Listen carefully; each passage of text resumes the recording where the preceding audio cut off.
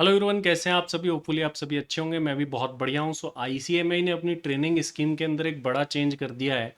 और अगर वो चेंज आपको समझना है तो ये वीडियो पूरा एंड तक देखिएगा, कहीं से भी बीच में स्किप करके या फास्ट करके नहीं देखना है। अदरवाइज़ ये आपको समझ में नहीं आएगा कि मैं क्या बात कर रहा हूँ, कैसे बात कर रहा हूँ। तो इस वीडियो को पूरा एंड तक आपको देखना होगा, तभी आपको ये सारी बातें समझ में आएगी। इससे पहले कि मैं वीडियो स्टार्ट करूँ, थोड़ा सा प्रमोशनल पार्ट बताना चाहूँगा कि ज्ञान सागर क्लासेस एक ऐसा प्लेटफॉर्म है जहाँ पर आपको सीएमए फाउंडेशन, इंटर, फाइनल सभी की classes under one roof with expert faculties मिलती है। तो अगर आप किसी भी मोड में क्लासेस लेना चाहते हैं तो ज्ञान सागर क्लासेस डॉट कॉम पर जा सकते हैं या cma-card.com पर जा सकते हैं। और एक स्पेशल बात कि हम सिर्फ एक्सक्लूसिव सीएमए बैचेस पढ़ाते हैं और एक्सक्लूसिवली सीएमए को ही पढ़ाते हैं। कहीं मिक्स्ड क्लासेस सीए/सीएमए लेकर के आप फंसे ना। ये आपको एक अटेम्प्ट या 2 अटेम्प्ट तक की कॉस्ट करवा सकता है। चलिए स्टार्ट करते हैं, देखते हैं कि सर ये है क्या। सबसे पहले तो मैं आपको बता दूं अभी करंटली कौन कौन से फॉर्म फिल होते हैं करंट के अंदर।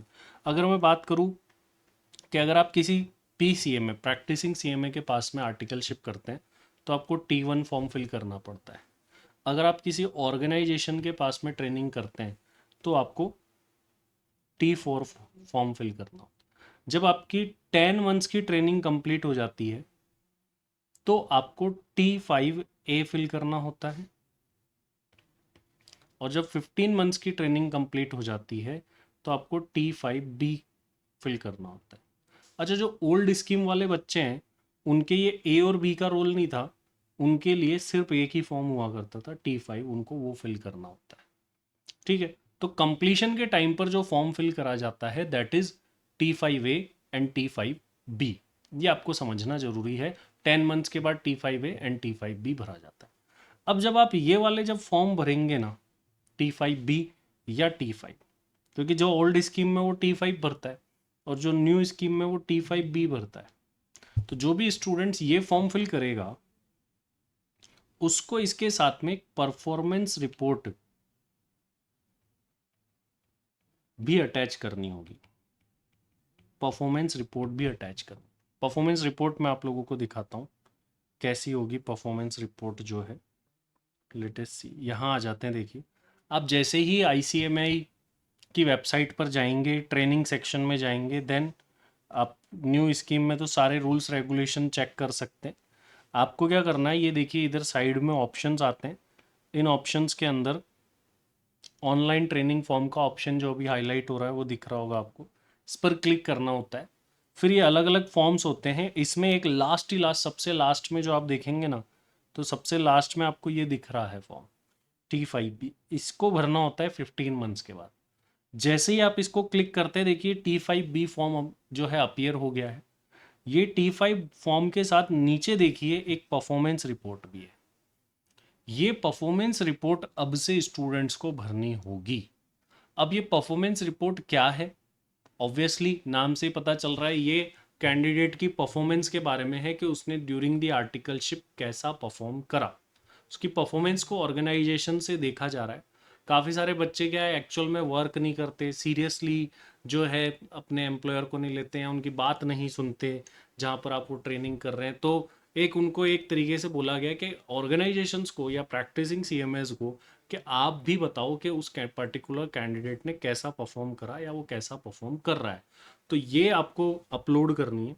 और इसको क्या करना है, देखो ये काफ़ी लोग ये कंफ्यूज हो रहे हैं, सर ये लेटर हेड के ऊपर अपलोड करना है क्या। नहीं, ऐसा नहीं है। इसको आपको फिल करना है, सारे को इसी फॉर्म को प्रिंट निकाल के फिल करना है।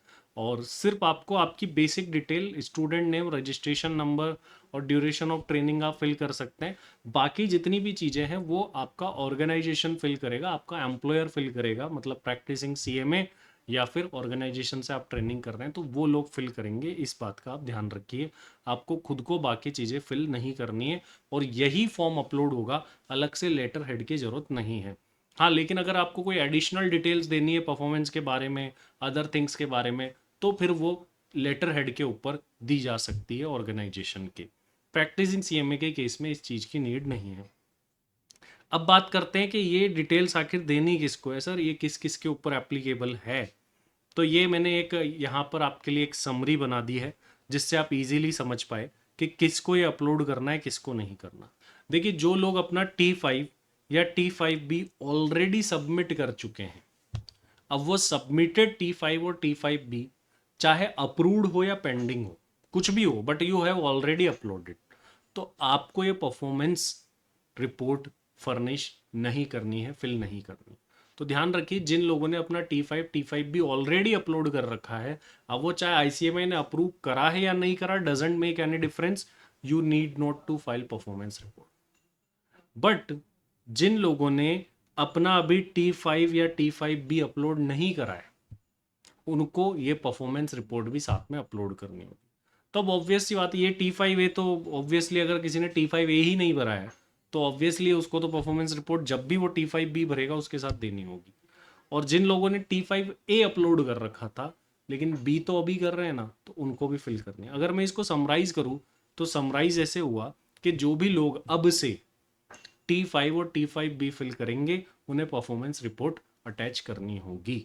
अब से मतलब क्या है, आप ऑटोमेटिकली जाएंगे पोर्टल पर, आपको वही मिलने वाला है जो आप फॉर्म डाउनलोड करेंगे, उसके साथ में वो रिपोर्ट भी आपको मिलेगी। अब इसके अंदर कुछ बेसिक डिटेल, स्टूडेंट की डिटेल, स्टाइपेंड, रिमार्क्स, ये सब आएगा जो मैंने आपको ऑलरेडी दिखा दिया है कि परफॉर्मेंस रिपोर्ट कैसे दिखती है, कैसे फिल करना है आपको। तो सिंपली जैसे आप T5 और T5B फिल करते हैं उसको फिल करना है, उसके साथ में एक एडिशनल डॉक्यूमेंट और दे दिया, उसको भी साथ में ही फिल करना है। आपको basic detail as a student डालनी, बाकी ऑर्गेनाइजेशन फिल करेगा उस चीज़ को, ठीक है। फिर उसको आपको अपलोड कर देना है। तो ये मैंने क्लेरिफाई कर दिया कि ये रिपोर्ट किसको फिल करनी है और किसको नहीं। अभी काफ़ी सारे स्टूडेंट कंसर्न हो रहे हैं कि सर ना हमारा ऑर्गेनाइजेशन ऐसी कोई रिपोर्ट देने से मना कर रहा है, परफॉर्मेंस रिपोर्ट दे ही नहीं रहे वो ऑर्गेनाइजेशन, क्योंकि हर ऑर्गेनाइजेशन इतनी टेंशन नहीं चाहता। पहले तो उसने ट्रेनिंग रखा, वो ट्रेनिंग दे रहा है, ठीक है, उसके बाद में वो किसी और अथॉरिटी को बताए कि वो कैसा परफॉर्म कर रहा है पर्टिकुलर पर्सन, तो ऑर्गेनाइजेशन को इतनी झंझट नहीं चाहिए, ठीक है। तो इसीलिए अगर मान लीजिए किसी के ऑर्गेनाइजेशन या एम्प्लॉयर ये परफॉर्मेंस रिपोर्ट नहीं दे रहा है, तो इसके बेस पर आईसीएमआई आपका रिजल्ट विथहेल्ड नहीं करने वाला है। अभी ये टेस्टिंग फेज में है, अभी इम्प्लीमेंट करा है, इसको रेगुलराइज होने में 1 to 2 अटेम्प्ट लगेंगे, 3 अटेम्प्ट लगेंगे, बट किसी के एम्प्लॉयर नहीं दे रहे, मना कर रहे हैं, तो इसके चक्कर में आप दुखी मत होइए, निराश मत होइए, डिसअपॉइंट मत होइए, आपका रिजल्ट विथहेल्ड नहीं होगा। आप नॉर्मल T5B भी अपलोड कर देंगे तो आईसीएमआई आपका रिजल्ट विथहेल्ड नहीं करने वाला है, तो इसकी भी टेंशन आप लोगों को नहीं लेनी। तो होपफुली ये सारी बातें आपको क्लियर हो गई होगी कि कब कौन सा फॉर्म भरना है और किसको ये परफॉर्मेंस रिपोर्ट अपलोड करनी है। तो फिलहाल के लिए इस वीडियो में इतना ही। अगर आपको कोई डाउट रहता है तो आप कमेंट बॉक्स में लिख दीजिएगा, और ऐसी ही कोई और अदर जानकारी या डाउट, आपका कन्फ्यूज़न है जिस पर मैं वीडियो बनाऊँ, आप लोग चाहते हैं तो ज़रूर से लिखिएगा। I will surely address that issue as well. Thank you very much.